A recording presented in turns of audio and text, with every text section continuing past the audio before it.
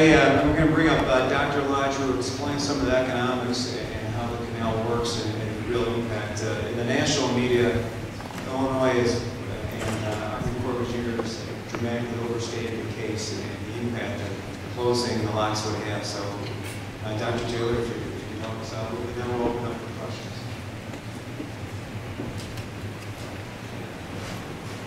Thank you. I'm John Taylor. I'm Professor of Supply Chain Management, Director of the Supply Chain Programs and Major at Wayne State University. Great to be back here. I'm an alum of Northwestern Michigan College from more than a few years ago, so it's great to be back here and see this great view and this great facility here.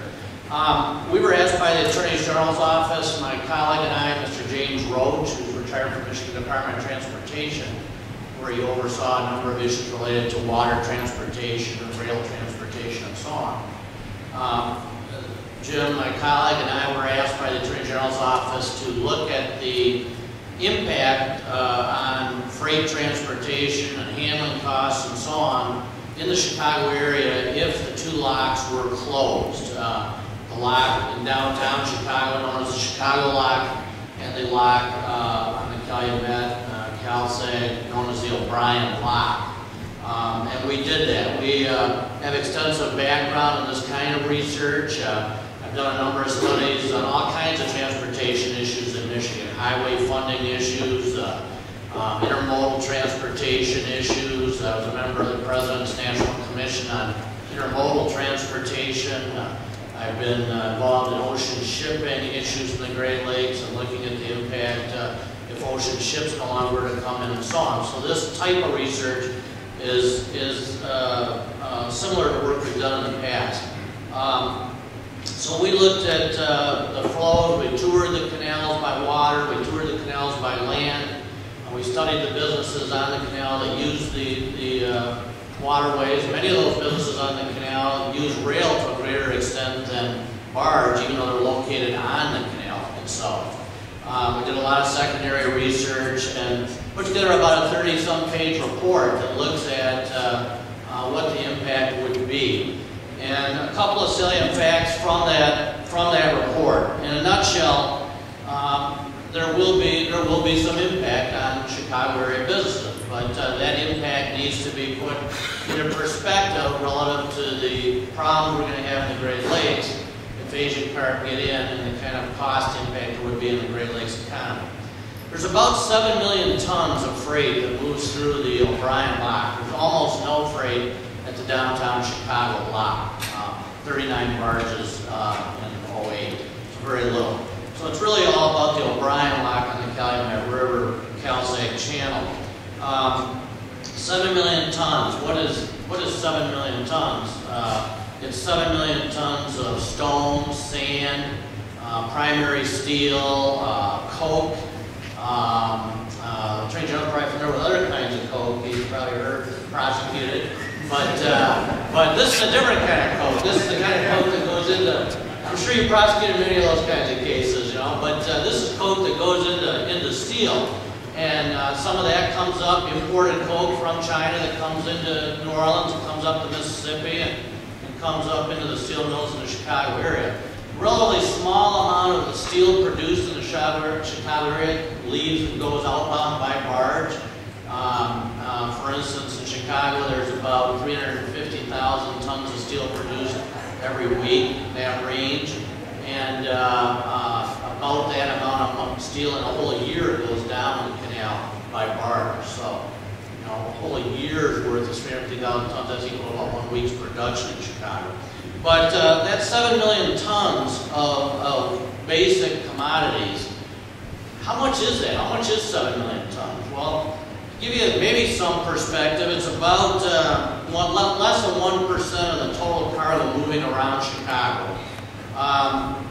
It's the equivalent of about 2 loaded freight trains a day. So if you think about how much freight we move in 2 freight trains a day, that's what we're talking about. Now, put that into further perspective. In Chicago, you have about 500 freight trains a day. Okay? So we can move the entire output that's moving by barge down this and up this canal on about 2 loaded freight trains a day in a market area where there are 500 trains a day. I think that helps put some perspective on the amount of volume we're talking about. It's a very small amount of freight. We believe that truck traffic would increase less than 1/10 of 1% in the Chicago area if the 7 million tons could not move entirely by barge. Some would move by rail, most of it would still move by barge, almost all the way to where it's going. It would stop short of the barrier, and then it would transfer to truck and move a final 5, 10, 15 miles by truck. So there's various ways that cargo would move if the locks are shut. Interestingly, important to note, we have ships in the Great Lakes, Lakers, we have ocean vessels in the Great Lakes that bring their own problems with ballast water. But if we were to shut the lock at Calumet, O'Brien Lock, it would not affect ship traffic at all. Laker vessels and ocean vessels don't go through that lock at all. We're talking about river barges. So the big Lakers and ocean ships unaffected. Most of the claimed environmental benefits of barge, as opposed to rail and truck and so on, would still be realized because most of the freight would still move most of the way from its origin by barge, and then would transfer to truck for the final move, or would move. Some stuff would move from origin by rail, but for the most part, most of the environmental benefits associated with barge would continue. The additional pollutants that would be emitted into the atmosphere from trucks and rail are a very, very, very small fraction of the total pollutants, way, way less than tenths of 1%, hundredths of 1% of the total pollution in the Chicago market today from various modes of transportation.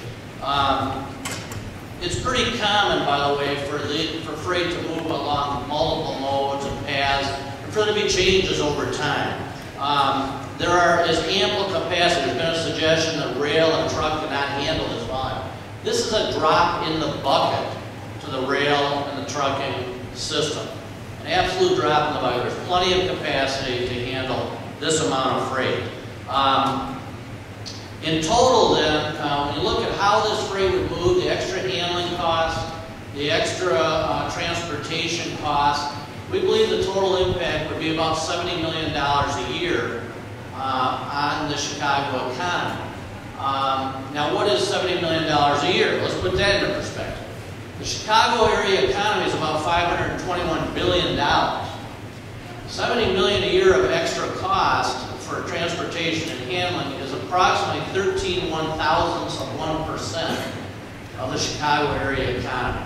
So that's a pretty small number. We even had trouble figuring out what that number looks like. Okay? That's a very small number in terms of the additional impact on that economy.